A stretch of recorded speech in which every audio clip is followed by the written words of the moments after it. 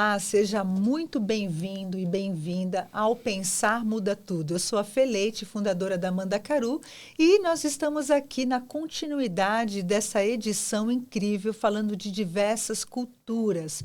O podcast tem essa ousadia de falar do mundo corporativo e da vida profissional que impacta em todos os ecossistemas que nós estamos inseridos. E hoje eu estou aqui com ela, a Roberta, que vai se apresentar para a gente, e é um privilégio ter aqui.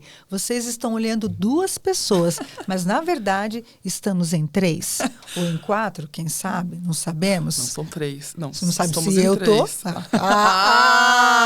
porque eu sou a veinha. Não, pô, tava falando do seu meninão crescido, achei que vai saber, Não, parei geral.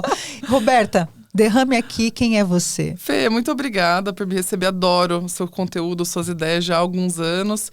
Prazer, pessoal. Eu sou a Roberta Valésio. Eu lidero o time de pessoas da Neon, que é uma fintech brasileira que cria serviços financeiros que sejam simples e justos para o brasileiro trabalhador. Estou aqui também fazendo um ser humano. Ele está se fazendo. É um negócio louco porque não tem esforço. Descentralizada. O esforço não é percebido, né? Diferente das coisas no trabalho, a gente sente, tem muita intenção e planejamento. Aqui teve planejamento, mas as coisas estão acontecendo sozinhas, só vê a barriga crescendo. E adoro o assunto que a gente vai tratar aqui hoje. Eu acho que eu tenho estudado o tema de cultura, desenvolvimento, engajamento há mais de uma década.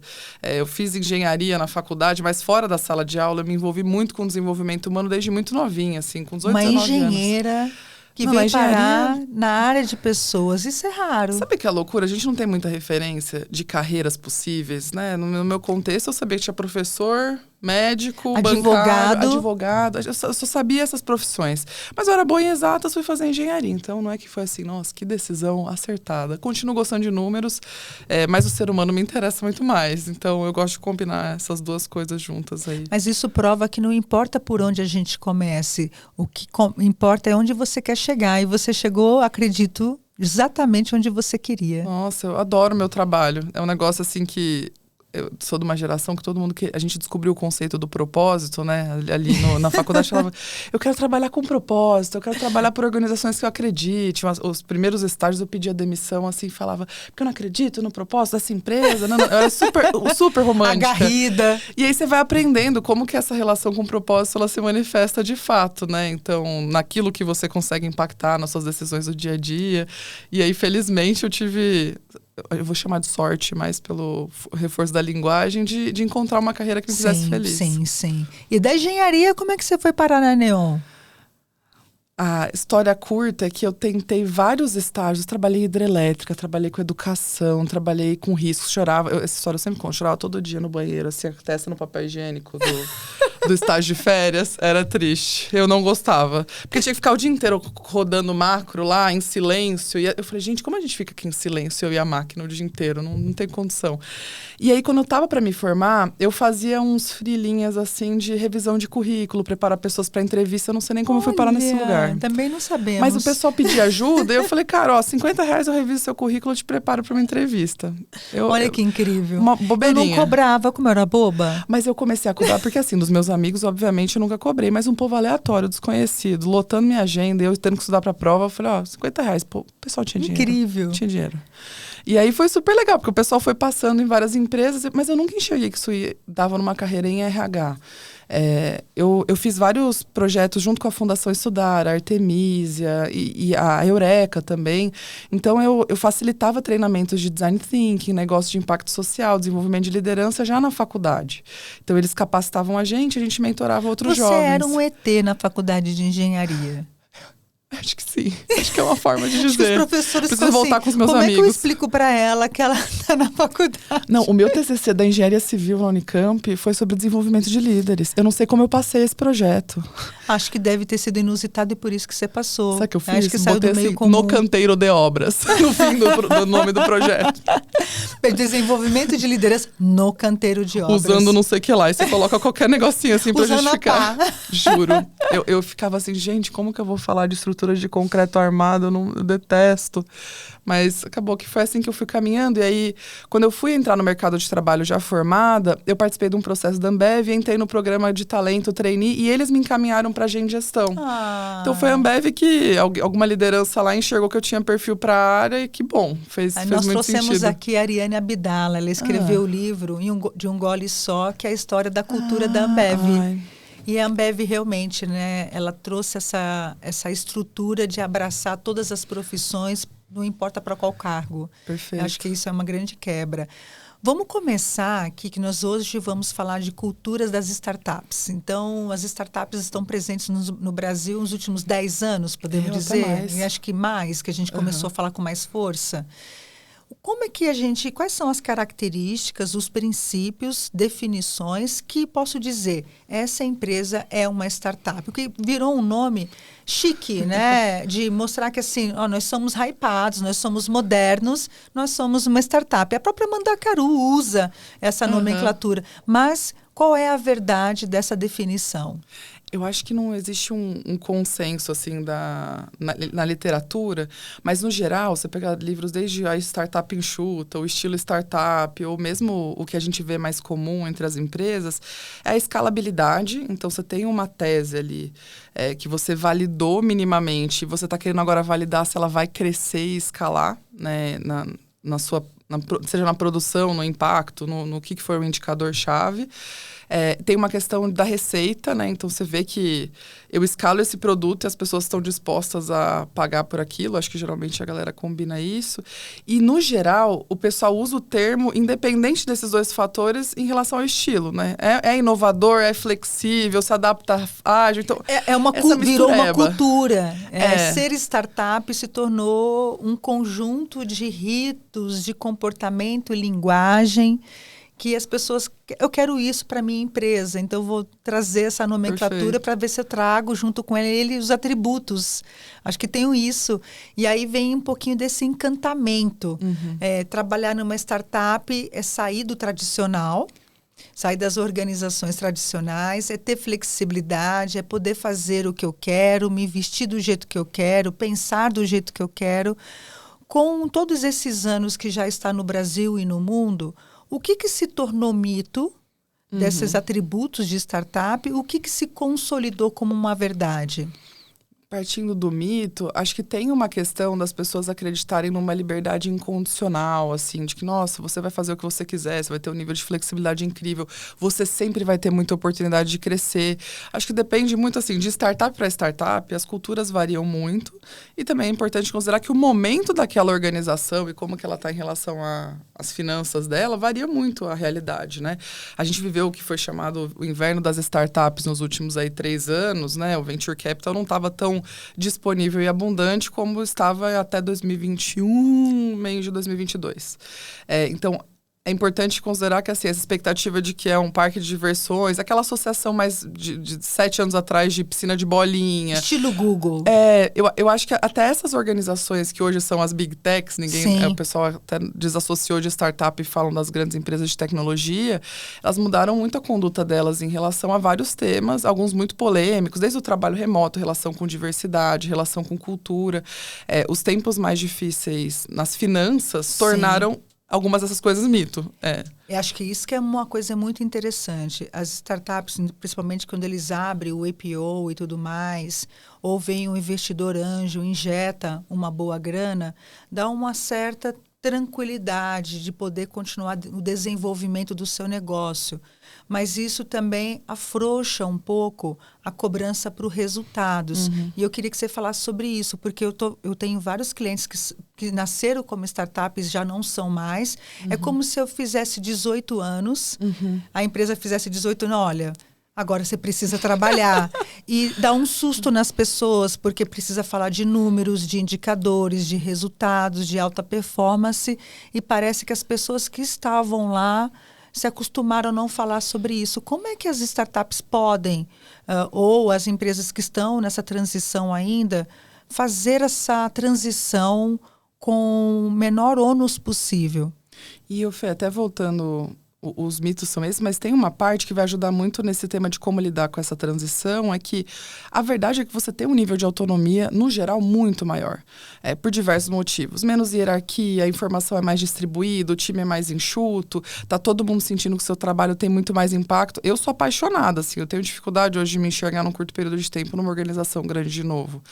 Quando eu saí da Ambev, que eu adorava, para ir para uma empresa de tecnologia, e aí depois migrei para outra empresa, outra startup com viés tecnológico, eu me encontrei, assim, o nível de autonomia, de impacto. Você não consegue imaginar fazendo um caminho de volta?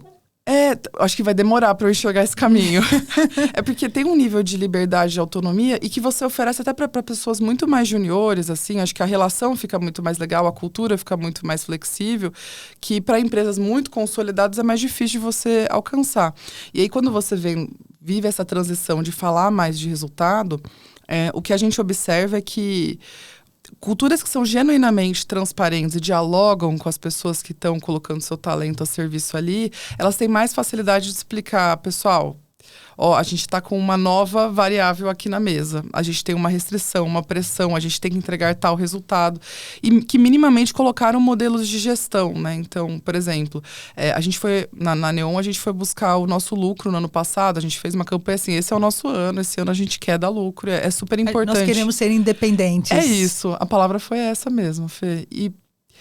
Mas a gente já tinha um modelo de gestão que foi sendo construído desde 2021. Então, quando a gente chega em 2024 para ter esse diálogo, a gente tinha rituais de cultura muito sólidos. Então, todo mês a gente mostrava o resultado. Quando a gente foi captar recurso com nossos parceiros, que são investidores, com os fundos, a gente dividia com as pessoas o que a gente estava fazendo, o que a gente estava almejando. Por exemplo, no nosso segmento, a gente tinha um desafio de capital regulatório. As pessoas sabiam que esse era um tema e que a gente estava se organizando para ser prudente e ter um longo prazo com a empresa.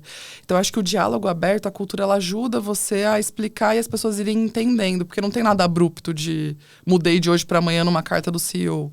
Mas olha, Roberta, aí vem uma coisa, até mesmo em empresas clássicas, em empresas startups, ainda conheço muitos líderes, fundadores, que têm tanta dificuldade de ser transparente com suas equipes. E aí eu vejo assim uma questão, como é que eu tenho uma pessoa dentro da minha casa que eu não confio em dividir aquilo que ele está produzindo, e se ele produzir, ele impacta. Se ele não produzir, ele impacta. Eu falo, como é que dormimos com pessoas dentro da organização, passamos 12, 14 horas pensando junto, co-criando juntos, e eu não divido os números da minha organização.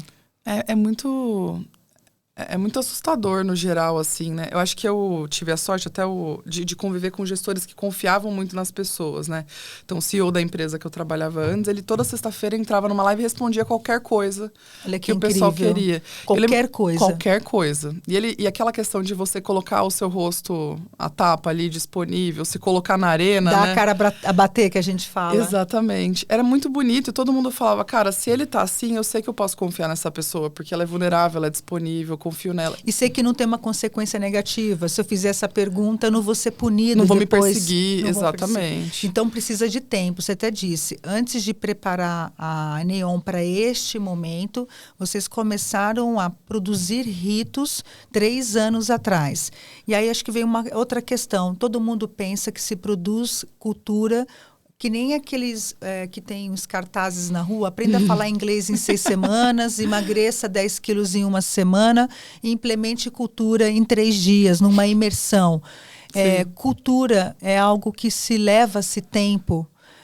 E como é que é a resistência até de outras empresas e amigos que você conhece que trabalham com culturas, dessa pressão de fazer cultura em tão pouquíssimo tempo? Eu acabei fazendo muita consultoria para algumas empresas durante 2 anos da minha vida, dando aula também de cultura.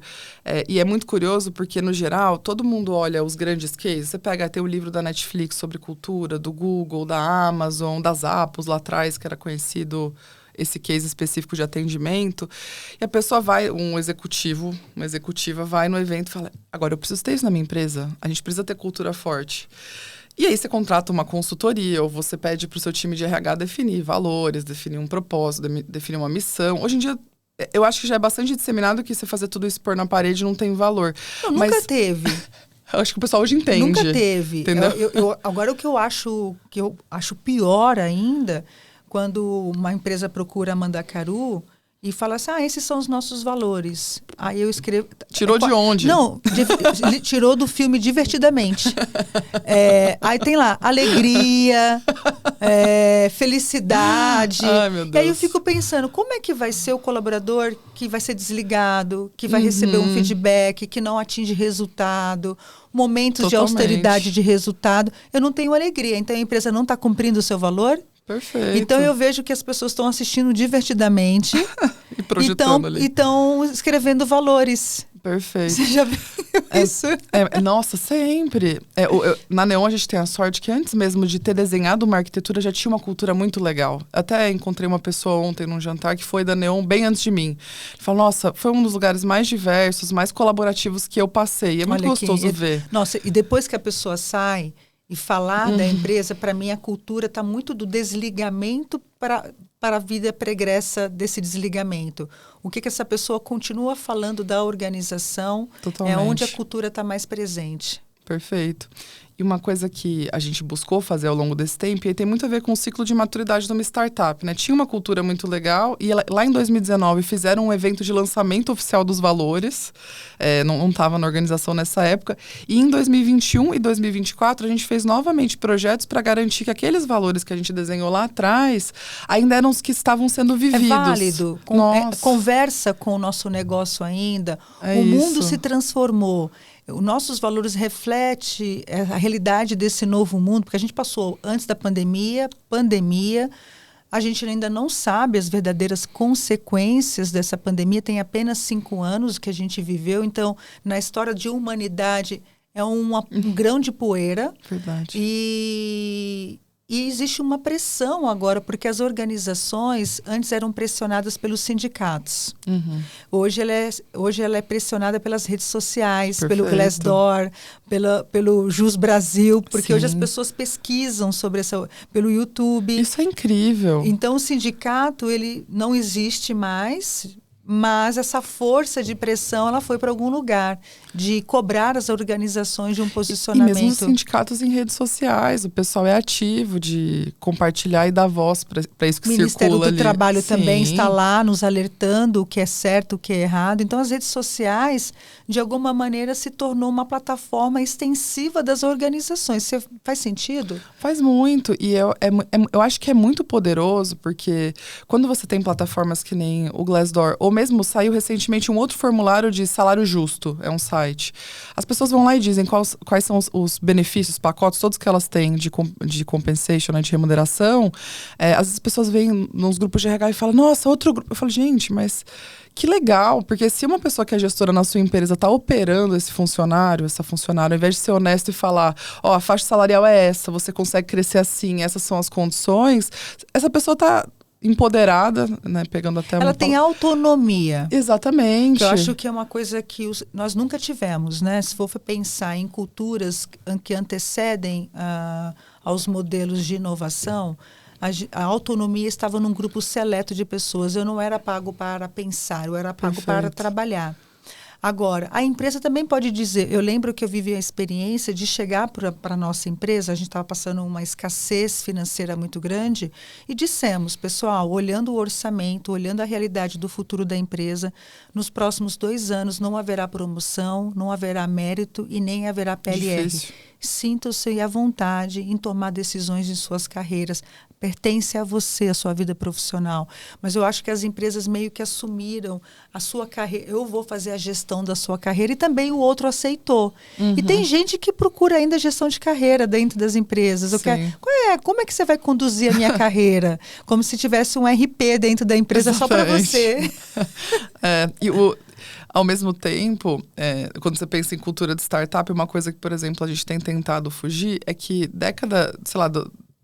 as primeiras décadas desse milênio, no geral, a gente falou tanto que a pessoa ela tem que ser protagonista da carreira dela, que ela é dona, que a gente eximiu demais as empresas de cuidar da carreira de quem tá naquela organização.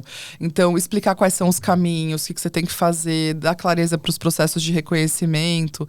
Então, a gente volta a falar sobre trilha de carreira até em startup também, né? Porque o dinamismo é tanto que às vezes a gente fala assim, não, vai fazendo sua carreira aí.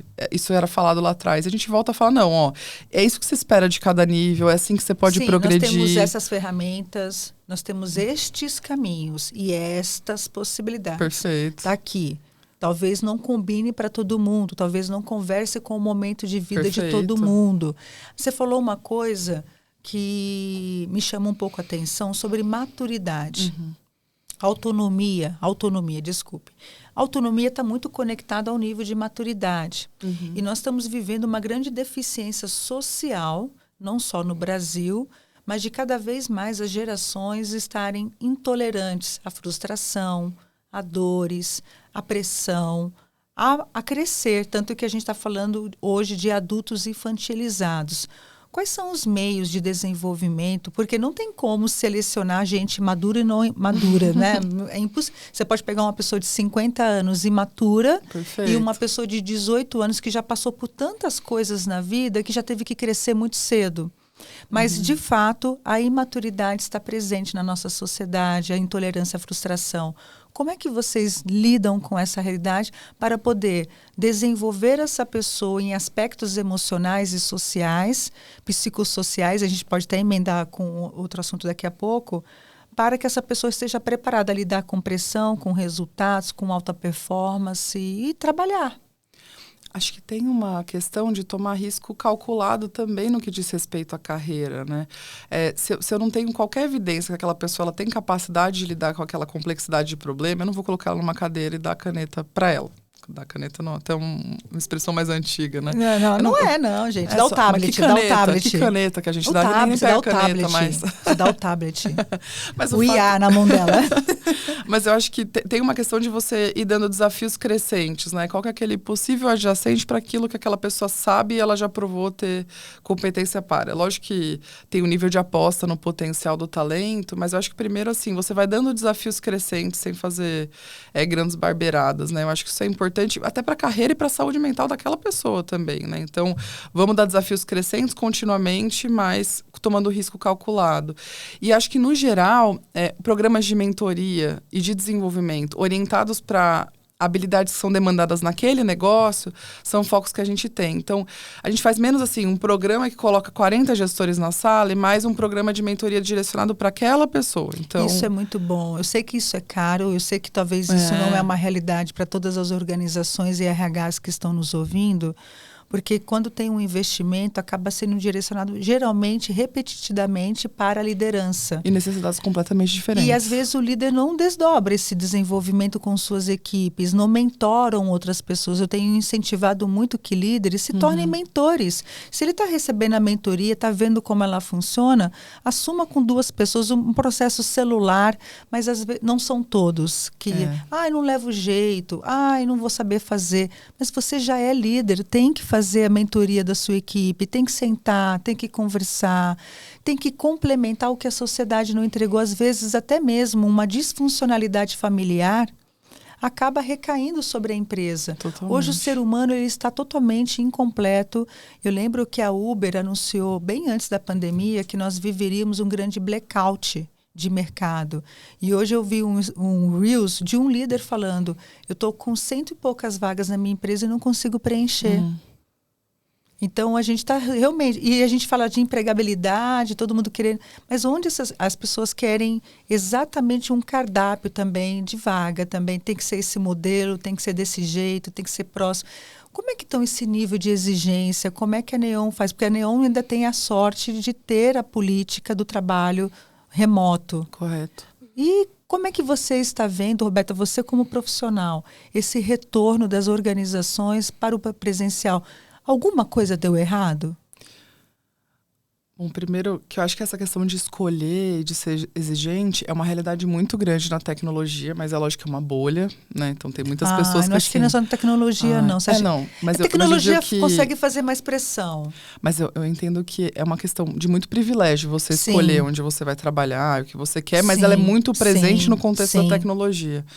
Então, dado que esse recorte existe, cara, os talentos que a gente quer trazer, né? Então, assumindo um nível de exigência técnica muito grande, um nível de exigência de dedicação, de capacidade de resolver problemas muito grande, são pessoas que escolhem, porque elas sabem do talento que elas têm, e tem mais 5 empresas batendo na casa delas, falando, não, vem pra cá, eu te dou bolo.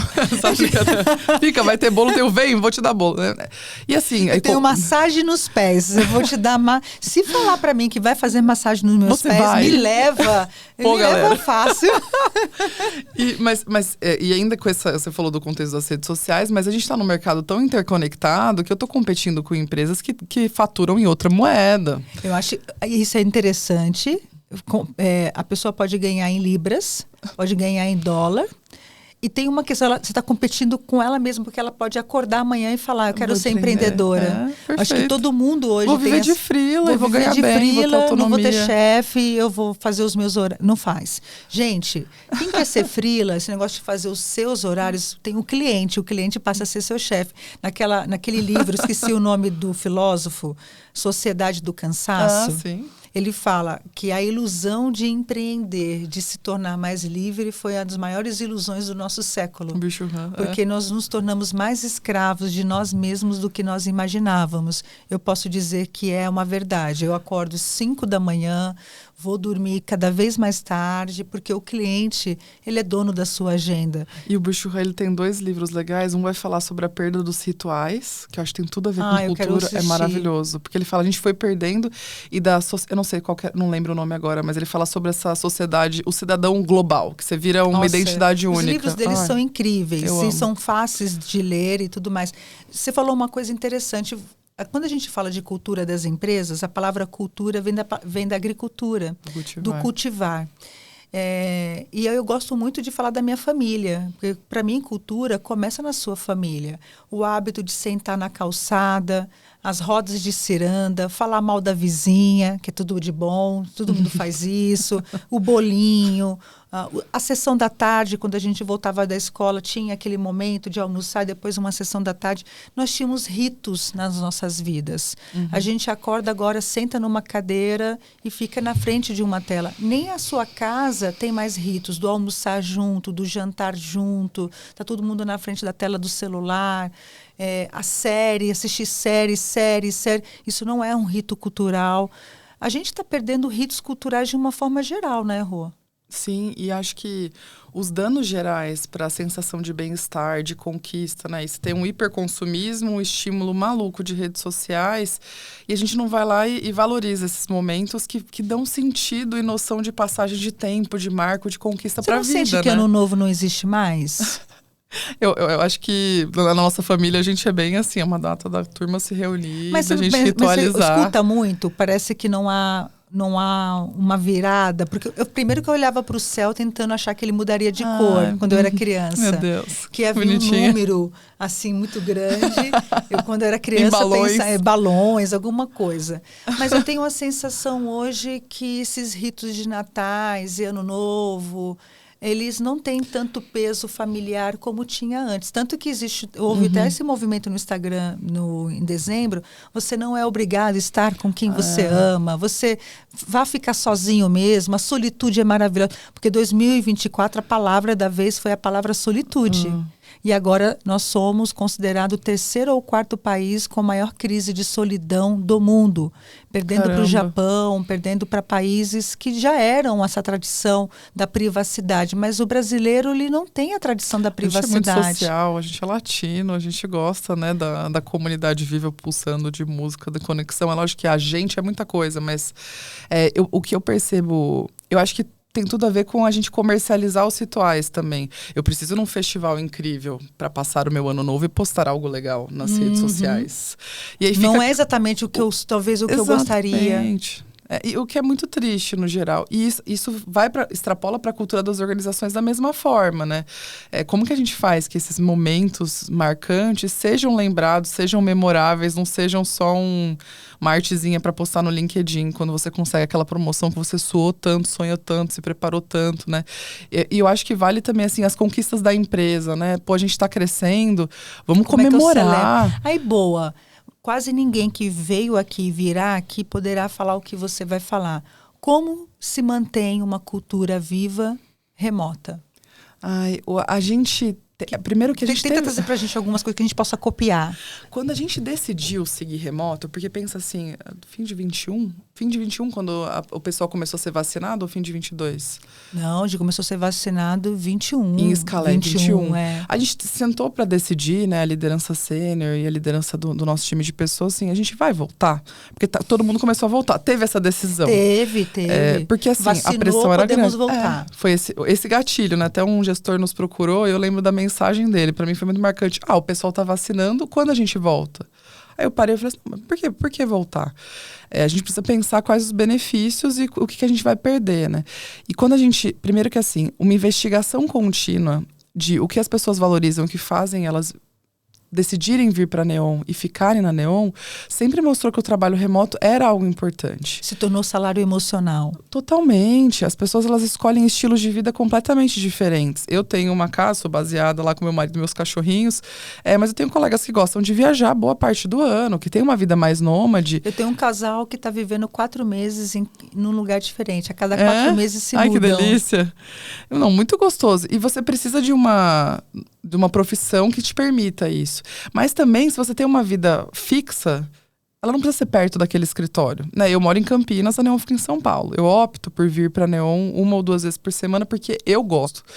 Chegou num ponto que eu não aguento mais ficar eu e meu marido lá, os dois trabalhando de casa. Eu acho que tem isso também, porque quem disse que a tua casa é o lugar perfeito para se trabalhar? Porque a gente descobriu muitas pessoas falando de ambientes tóxicos na relação que tinha dentro de casa, Sim. Às vezes com o vizinho que faz barulho absurdamente, com obras que estão do lado da sua casa. Então, a tua internet cai, a tua energia elétrica cai, e você está no meio de uma reunião importante, de um resultado importante, então você não tem a mesma infra da mesma organização. Esse calor que fez agora, que teve gente postando, que saudade do ar-condicionado, porque nós não temos o hábito de ter ar-condicionado nas nossas casas. Então, o Brasil foi um dos países que mais vendeu ar-condicionado nos últimos meses no mundo. Olha assim, só que interessante, porque não tínhamos o hábito. Agora vamos comprar aquecedores, né? Porque também eu morro de frio. Mas a casa da gente não estava organizada e nem a família, porque de repente eu entrei na casa de uma pessoa. A casa pertence à empresa ou continua pertencendo a você ou se tornou um lugar híbrido? Porque o trabalho híbrido corresponde a várias questões híbridas também. E voltam os rituais, né? Quem às vezes morava numa kitnet sozinho. Eu lembro que era no começo da pandemia, tinha muito isso. Nossa, mas eu tô trabalhando da cama, da mesa da cozinha. Você criar algum nível de ritual, independente de qual é a sua infraestrutura, para delimitar o espaço do trabalho, o horário do trabaleu. A sua mente... virar a chave. Faz toda a diferença. Não adianta você levantar... Gente, eu conheço pessoas que não levantam. Eu tenho um print muito especial que um dia eu vou vender por milhões.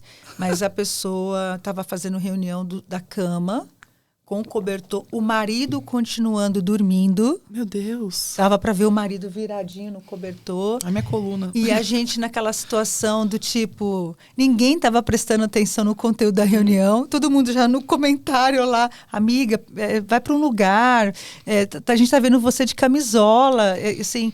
E ela numa boa, que eu acho que também tem gente que perdeu os limites da privacidade e do que o outro é obrigado a ver e não é. Eu não tenho que suportar você do seu jeito a qualquer momento, a qualquer hora. Faz sentido? Totalmente. Eu não tenho que ver teu guarda-roupa aberto e ver sua calcinha. Mas você sabe que nessa questão de manter um trabalho remoto funcional, criar regras de ouro. E assim, pessoal, então, que reuniões tem que estar ou não de câmera aberta? Quando você pode ou não pode trabalhar de casa? Por exemplo, se você não tem uma infraestrutura adequada... Vocês criaram essas regras de ouro? E essas regras foram mudando ao longo do tempo. Mas as pessoas aceitaram bem? Porque... Sim, porque no geral, as primeiras regras, elas iam numa linha de como a gente interagia, volume de reuniões que a gente tolerava, quando chamar uma reunião e quando você trabalha sincronamente, disponibiliza a informação sem ter que conectar, porque o excesso de reuniões também, ele tem um peso muito grande para a mente, para a saúde das pessoas. E essas regras, elas foram se adaptando ao longo do tempo. Então, a gente foi aprendendo a colaborar mais assincronamente. Testando. Totalmente. E se adaptar também a diferentes fusos horários que a gente tinha. Então, qual que é o intervalo em que as reuniões podem acontecer, qual que é o intervalo em que nenhuma reunião deve acontecer, porque a maioria das pessoas está almoçando nesse intervalo. Então, respeite o horário do outro. Então, esse tipo de coisa, no geral, a maioria das pessoas acata muito bem, porque traz mais bem-estar e um nível de governança saudável. Para mim, duas palavras que você disse faz muito sentido. Essa última, achar que cultura não precisa de governança, que não precisa de regras de ouro, que não precisa dizer, você precisa. Você precisa escovar os dentes, você precisa tomar banho, você precisa estar limpinho. É sua governança. Você precisa fazer exames, cuidar da sua saúde, tomar sua medicação, fazer sua terapia, para não deixar o outro doido. Mas, assim, e respeito. Que eu acredito que, às vezes, a pessoa está tão imbuída no seu resultado que ela esquece que existe o outro. Essa questão do individual e do coletivo. Eu acredito que tanto que está sendo apontado que a próxima crise não vai ser inteligência emocional e saúde mental. Não é a inteligência emocional que vai afetar a saúde mental, mas a inteligência social que vai afetar. E, de fato, eu adorava ir na 25 de março. Mas depois da pandemia, eu fiquei um pouco em crise de ansiedade, de ver tanta gente ao mesmo tempo se movimentando diferente. Porque eu fiquei 4 anos, desacostumei com barulho, desacostumei com sons altos, ambientes muito formais também. Eu queria ver mais cores. Em que momento vocês reúnem? Em que momento a Neon decidiu que o presencial se faz? Em que momento vocês têm ritos do encontro, da integração? Vocês têm? No ano passado, o que a gente fez? A gente tinha uma verba baseada por número de pessoas que tinha no time. Então, as pessoas que são HRBPs organizavam com quem é gestor e gestora encontros intencionais que poderiam ser semestrais, anuais, opcionais. Então, as pessoas eram convidadas, que nem no nosso time de pessoas, a gente se reuniu quadrimestralmente no total. E aí, assim, várias pessoas, por exemplo, algumas pessoas que tinham ou alguma deficiência física ou alguma questão de restrição familiar, optavam por não ir. Isso não mudou em nada a avaliação delas, a relação delas com a gente. Mas a gente fazia esse encontro. A gente foi no karaokê, a gente pediu hambúrguer, comeu junto no escritório. Era integração mesmo, não é trabalhar junto. Não é pra cada se ver, é pra ver que altura a pessoa tem. Esse é sempre o quebra-gelo. Nossa, é alto, você é baixinho, né? Abraçar, tocar. Porque, assim, essa é a história da evolução do Homo sapiens. A convivência coletiva. Perfeito. Hoje eu tenho um pouco de um temor. Qual vai ser o impacto nos próximos 30 anos, numa visão longitudinal, como é eu só conviver com as pessoas dentro da minha casa. Porque o seu marido, a sua esposa, o seu filho, a sua filha, a sua parceira, o seu parceiro... Passou a ser o funcionário, porque ele escuta a reunião... Sim. Ele escuta os perrengues. Quando você põe no mute e reclama, pô, que saco, não sei o quê, ele tá te ouvindo. Tanto que eu tive um caso interessante de um marido que pediu para a esposa pedir demissão. Porque ele viu a forma com que o líder falou com ela, ele estava acompanhando isso. Eu falei assim, escuta, amor, é assim que ele fala com você e falava com você também presencialmente? É o jeito dele. Desculpa, eu não quero mais que você trabalhe nessa empresa. Porque eu me sinto assim, um homem, uma hora eu vou entrar nessa reunião e falo assim, como é que você fala com a minha mulher? Porque era a situação realmente de assédio moral. Olha só que interessante, porque hoje as pessoas dentro do seu contexto familiar ou seus amigos que trabalham com você, eles podem assistir situações onde eles exercem uma pressão sobre você. Olha que legal e olha que ruim. Você já viveu alguma situação de quanto que a família exerce agora uma atuação na cultura da empresa?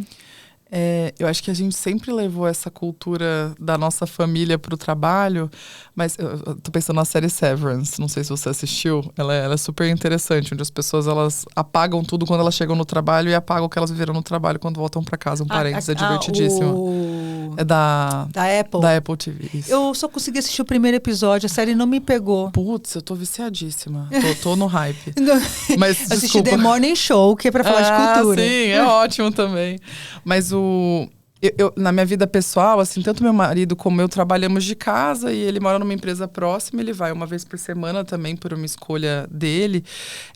No geral, a gente troca muito sobre o trabalho, só que o que a gente tenta falar também é de outros temas. Porque se deixar, você para almoçar os dois juntos. O seu casamento também vira um tema, o casamento ou relação com quem você mora. Sim. Então a gente também se policia para não ficar só falando de trabalho. Então, as pessoas, vocês trazem rodas de conversas ou workshops ou orientações de como fazer gestão da tua vida a partir de agora com esse novo modelo de viver. Porque eu acho que não é só um modelo de trabalho. Nós estamos num novo modelo de vida. Acho que tem uma questão até por segurança da informação da empresa, né? Exato. Você não sabe, assim, às vezes uma pessoa opta por trabalhar de um coworking, do ambiente público, ela lida com dados sensíveis e confidenciais da empresa. Então, essa orientação, ela acontece primeiro na gestão da informação e da segurança da empresa. De dados. Totalmente. E aí a gente teve ações de bem-estar ao longo dos anos para ajudar essas pessoas nessa criação de... vocês. Eu lembro, sim, maravilhosa. Foi que ano? 23, né? Olha, tá na hora de chamar de novo, caducou. Verdade, Fê. Estamos precisando. Acho que ia ser gostoso. Olhando para a gente começar a fechar aqui, pensando no futuro agora, quais são as dores? Porque todas as culturas vivem sabores, e a gente já falou de vários sabores maravilhosos da Neon, e aí dá vontade de replicar todos, mas tome cuidado, porque não é porque der certo na Neon, vai dar certo na sua cultura. Essa questão de copiar e colar, tem que tomar muito cuidado quando se fala em cultura. Mas quais são as dores que você já consegue antecipar que vamos viver, talvez até 2030, dentro das culturas de startups? Eu acho que, no geral, as pessoas, assim, tem 10 anos que a gente fala de inteligência artificial de forma disseminada. Acho que as pessoas estão assimilando como isso vai impactar a força de trabalho ainda. E eu digo não a força de trabalho, assim, funções inteiras, mas a relação com as tarefas do dia a dia e com alguns processos e atividades que a organização entrega, eu acho que é um tema. E as empresas, mesmo as de tecnologia, que não estão se movimentando de uma forma a pensar como isso vai impactar o seu negócio, isso vai causar uma grande ansiedade e pressão por adaptação. E toda pressão por adaptação, ela, enfim, tem um impacto cultural grande. Gera incômodo. O Sim. ser humano fala, eu quero mudanças, mas se eu puder não mudar... Mas se puder, deixa quieto. Me deixa quietinho. Eu falo, gente, a zona de conforto tem cobertor. Poxa, e tem delícia. Chocolate quente. Por que eu vou sair dela? E a zona de desconforto não tem cobertor, não tem talvez uma nova rede de apoio. E você talvez olhe para o espelho e não se reconheça, porque houve uma mudança. Mas... você que está grávida, se o bebê ficar no útero porque está quentinho, se alimenta a hora que ele quer e decidir viver lá para sempre, ele sucumbe. Isso não é bom, isso é uma regra de ouro, ele precisa nascer. Mas eu acredito muito que o ser humano ele demora a abraçar. Mas também a gente é muito estimulado por muitas coisas que não fazem sentido. Então tem hora que a gente fica um pouco reticente. Embarco nessa jornada e vejo que ela vai impactar na minha vida, que nem o metaverso. Nossa. Quanto que se investiu de curso de metaverso, gente, publicidade, foi uma furada. Demais, né? Acho que das últimas foi uma grande furada o metaverso por causa de um filme. Verdade. Por causa de um filme do Homem-Aranha, a gente começou a falar de metaverso. Olha só, por isso que eu fui divertidamente, está impactando a cultura das empresas. E para a gente fechar aqui, o que você fala que é o DNA das empresas que são startups? A gente falou da classificação literária, mas você, vivendo há tantos anos, sendo o líder principal de pessoas, perto aí de começar a se organizar para sair, né, de licença maternidade, mas se puder dizer para as pessoas que queiram trabalhar, que DNA que a pessoa tem que ter para combinar com esse DNA? Ser capaz de pensar em soluções com base tecnológica e não na força é um primeiro, assim, para você ser bem-sucedido, ser feliz e o seu negócio ser bem-sucedido. E eu acho que tem um segundo bloco de colocar a mão na lama e ser proativo e se importar, porque você vai ter autonomia e vai ser esperado uma proatividade sua. Então, essa combinação de pensar numa base tecnológica, usar a tecnologia para resolver os problemas e não fórmulas anteriores. Então, o que tem de mais recente, mais automatizável, mais escalável? E um segundo bloco de estar pensando, né? Pensar nisso continuamente. E imprimir esse pensamento. Não é só nas suas ações. Não é um guru fechado numa sala emanando pensamentos. Mas é a interação com os outros seres humanos Exato, que são proativos e pensam em tecnologia, eu acho que isso... porque assim, para você colher todos aqueles benefícios de estar numa organização muito mais flexível, muito menos hierárquica, isso demanda um nível de atualização, de proatividade que é muito grande. Ser autoral. E aí eu venho pensar. Acho que as pessoas estão com preguiça de pensar, preguiça de... se atualizam no Instagram quando acorda e acham que essa atualização já é totalmente irrelevante. Não vão para a página 2, página 3, não querem ler mais, não sabem o que está acontecendo com a política, com o mundo. Sim. Um espirro de um líder político de um país X afeta a economia de toda a organização. Eu acredito que esse ser humano mais sistêmico é o ser humano que, de fato, nós estamos precisando para o futuro das organizações. Perfeito. Tanto que o Fórum Econômico Mundial trouxe para a gente que o pensamento analítico é um dos atributos que a gente precisa do ser humano. E para pensar analiticamente, eu preciso ter repertório. Eu preciso pensar por mim mesmo. Não é isso? Perfeito. Concordo totalmente. E como é que as pessoas te acham e ainda conseguem uma consultoriazinha com você? Ela não olha mais currículo, tá, gente? Acho que não, mas eu tô falando aqui não. Ela faz muito mais coisas. A gente se conheceu num curso da Starce. Olha só, mesmo. No curso de transformação cultural. Eu acho que eu dava uma disciplina logo depois da sua. Era alguma mesmo coisa dia, assim. Eu falava delícia. De comportamento e cultura. Eu assisti essa aula, amei. E aí, como é que as pessoas te encontram? Como é que elas conseguem acompanhar a cultura da Neon? Como elas podem aprender mais sobre isso? A melhor ferramenta para a gente hoje é o LinkedIn. Eu olho todo dia. Eu acho que a Neon é muito bem atualizada no LinkedIn em relação às nossas práticas, iniciativas de cultura e de talento.